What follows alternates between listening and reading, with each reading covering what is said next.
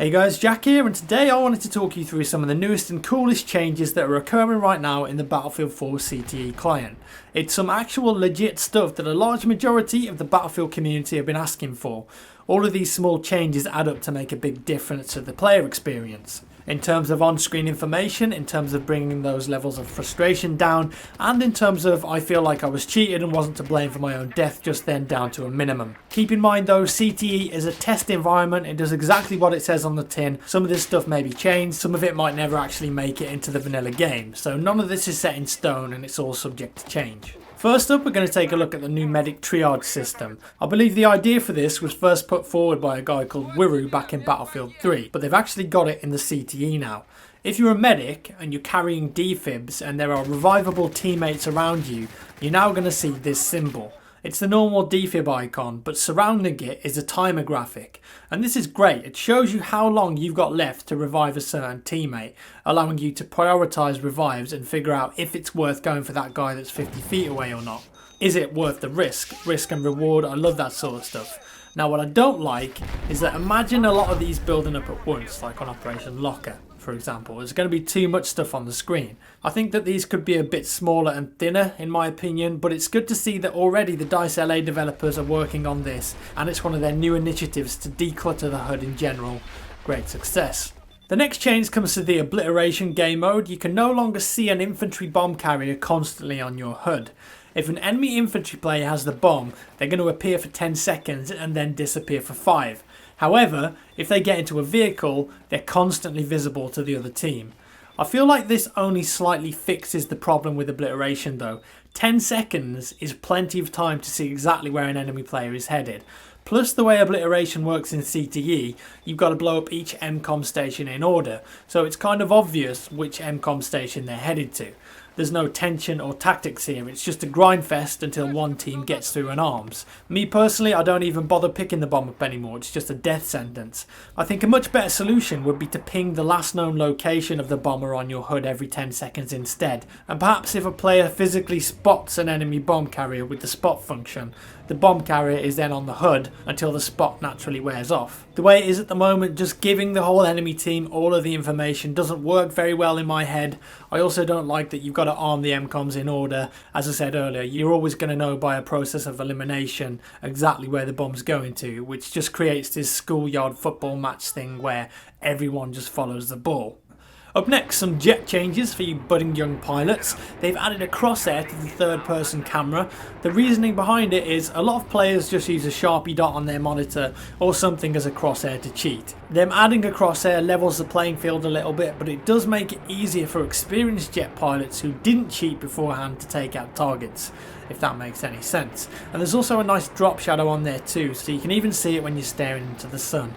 Don't stare into the sun, kids. Plus, if you right click in third person mode, you can access the chase cam so you can see behind you. You can also set it in the options to roll or not roll with your jet. Are you a roller? Are you a non-roller? Let me know in the comments down below. Final awesome changes to the jets. You no longer stall when you hit the flight ceiling and lose total control until you're out of bounds and ultimately explode. Now, if you hit the flight ceiling, DICE take over your jet and force it back down. Great addition to the game. That's how it looks in third person, and here's how it looks in first person. It's glorious. Moving on, the amount of flinch a third person model has when it's shot at has been reduced. It still happens, but it's a damn sight better now than what it was before. In BF4, when a player is shot, the third person model flinches from left to right and back to front to signify the impact of your shot, I guess, make it look more dramatic and cool. Sometimes it just looks plain weird. The problem is, in gameplay terms, this is bad, because it moves the hitboxes of the character, making follow-up shots hard to obtain, especially when a player is head glitching. Also, the first person view of the player being shot doesn't reflect the same movement. But now, as you can see, side by side, the animation has been toned down somewhat. It's not a huge difference, but it is noticeable, and I still feel like this needs to be reduced even further. As you can see sometimes, I shoot the enemy in the head and his whole head ducks behind cover, even though on his screen, he's still looking directly at me in the same position, and he can still shoot me perfectly fine. That's pretty dumb, and I can't easily drop this guy with a follow-up shot, but I should be able to. There should only be a very small movement of the model, in my opinion. This is still far too much and has a negative effect on gameplay. It might look cool and more realistic, but this is a video game at the end of the day. So when I get shot by a character model I can't see, because my client plays an animation and ducks that character model behind cover, it gives me the perception that I've just been shot by an invisible man and therefore cheated. The CTE client is now experimenting with how visual recoil works. On the left hand side is vanilla BF4, on the right hand side is CTE. Notice how in vanilla on the left, the red lines of the Cobra sight are moving, they're bouncing around with the metal frame of the scope. However, the middle of the red lines isn't actually where your bullets are going in BF4 vanilla. This leads to moments where it looks like your crosshairs are bang on the enemy, but your bullets actually aren't. This is called visual recoil, and it's added to make the gun look like it's got more punch and sway. Again, in game design terms, I think this is pretty bad because it gives the player incorrect feedback. Although on your screen, it looks like you're on target, your bullets are in fact going in a different place. Now on the right side of the screen on the CTE client, notice how the red lines from the Cobra sights do not move with the frame. They've changed it now, so the middle is actually where your bullets are going. Good, it should stay that way, it's the best way of doing it. This gives players a much better indication of where their shots are travelling to. It might look a little weird at first and take some getting used to, but it's probably the best way of doing things. A couple more changes before we wrap things up. The 40mm and M18 smoke grenades now spawn much quicker than in vanilla. As you can see, it pops and becomes more dense much faster. They've also matched the no spotting through smoke bubble better, so it's harder to spot enemies through smoke by just spamming the spot button.